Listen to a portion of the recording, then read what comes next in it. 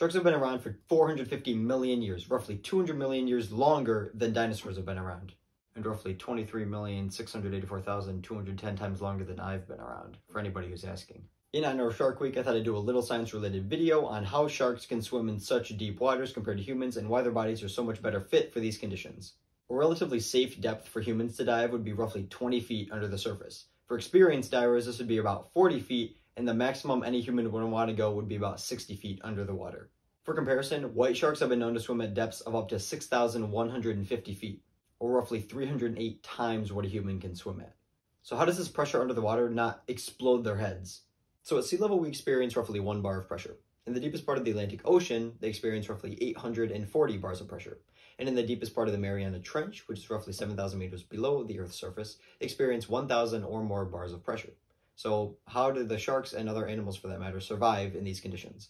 Well, they have these small organic molecules called piezolites, which have recently been discovered by scientists, so they're not really sure the mechanism of action or exactly how they help these animals survive. An interesting fact about piezolites is the deeper an animal lives, the more piezolites they'll have. So a fish in the Mariana Trench will have way more piezolites in their cells than you'll find in a fish living at sea level.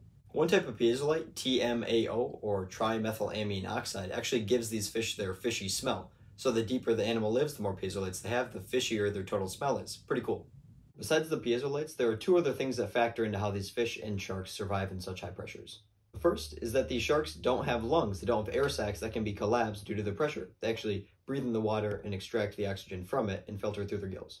National Geographic put out a study in 2019 that I'll link in the description, where scientists determined there was a mutation in the calcification gene in fish, or the buildup of calcium to harden the bones, which essentially rendered the calcification gene useless or partially non-functional.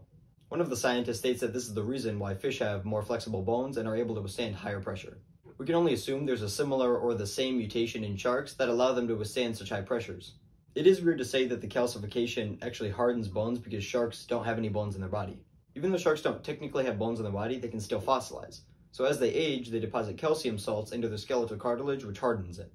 Although this hard cartilage isn't technically a bone, it's heavy and solid and really resembles one. I got my idea for this video from watching the most recent video posted by Mark Rober, where he featured Noah Schnapp, and they went and did some research in the Bermuda Triangle with some sharks, and they went down and studied if they can actually test the electrical signals coming from GoPros. Pretty interesting. I will link that up in the corner, and you guys can go check that out. Otherwise, enjoy Shark Week. Hope you enjoyed this video and learned something new. If you did, drop a like, drop a subscription, and I will see you all in the next one. Peace.